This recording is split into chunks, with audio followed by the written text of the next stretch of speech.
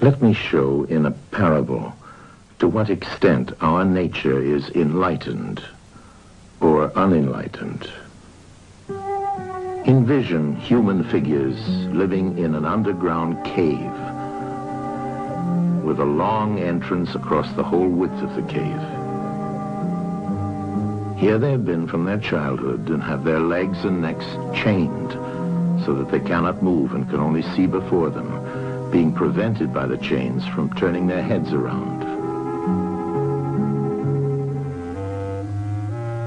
Above and behind them, a fire is blazing at a distance.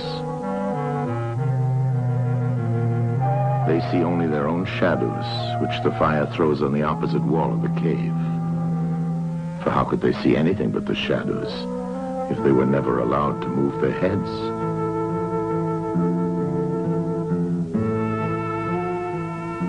Between the fire and the prisoners, there is a raised way and a low wall built along the way like the screen which puppet players have in front of them, over which they show the puppets. Do you see men passing along the wall, carrying all sorts of articles which they hold projected above the wall? Statues of men and animals made of wood and stone and various materials? Of the objects which are being carried in like manner, they would only see the shadows. And if they were able to converse with one another, would they not suppose that they were naming what was actually before them?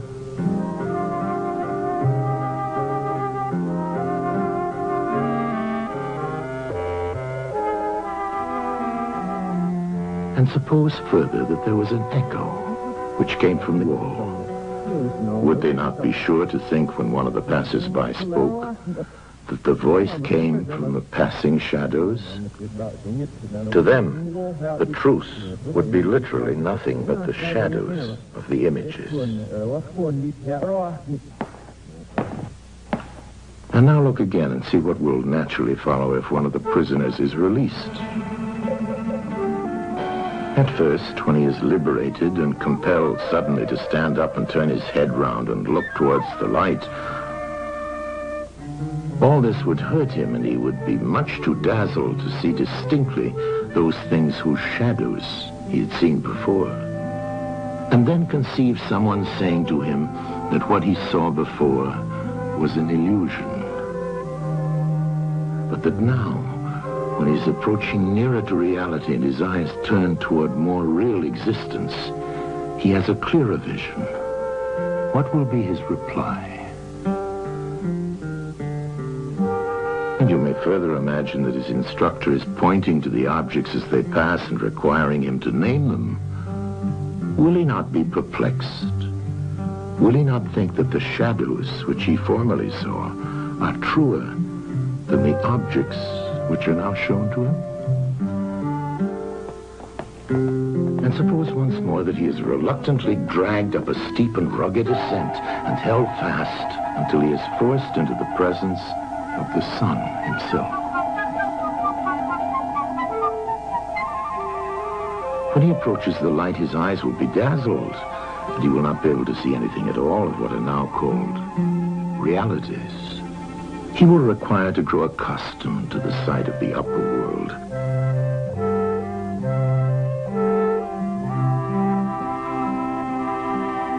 And first he will see the shadows best.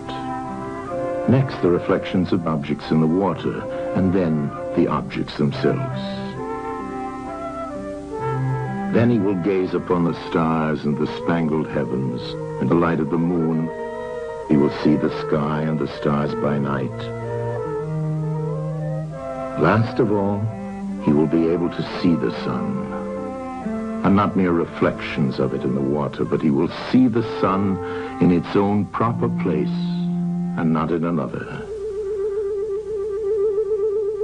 And he will contemplate the sun as it is. Will he not then proceed to argue that it is the sun who gives the season and the years, and is the guardian of all that is in the visible world, and in a certain way the cause of all things which his fellows had been accustomed to behold? Clearly he would first see the sun, and then reason about it. And when he remembered his old habitation and what was the wisdom of the cave and his fellow prisoners, do you not suppose that he would bless himself for the change and pity them?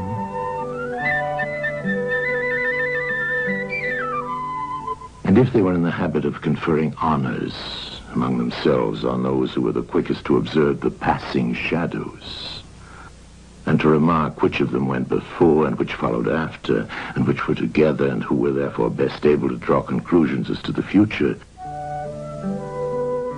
do you think that he would care for such honors and glories, or envy the possessors of them? Would he not say with Homer, "Better to be the poor servant of a poor master, and to endure anything rather than think as they do and live after their manner"? Imagine once more such a one coming suddenly out of the sun to be replaced in his old situation. Would he not be certain to have his eyes full of darkness?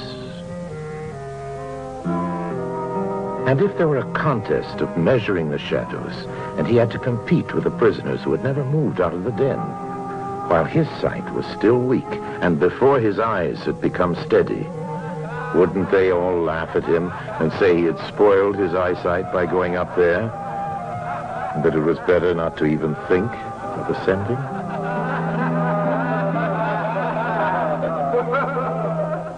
And if anyone tried to release another and lead him up to the light, let them only catch the offender, and they would put him to death.